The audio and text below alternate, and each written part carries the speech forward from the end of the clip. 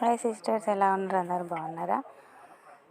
చాలా ఆశ్చర్యకరంగా ఉందండి. జనవరి నెలలోనే మొదటి రోజున ఇలా కాయ దొరకడం.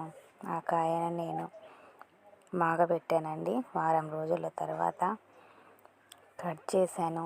సూపర్ అంటే సూపర్ ఉందండి. లోపల కలర్ కానీ టేస్ట్ కానీ సూపర్ ఉందండి. మొదటి ఫలం దేవుడు మాకు ఇచ్చాడు. బాగుంది. ఇంకొకటి అక్క తీసుకెళ్ళింది, ఒకటి నేను. బాగుంది, చాలా బాగుంది.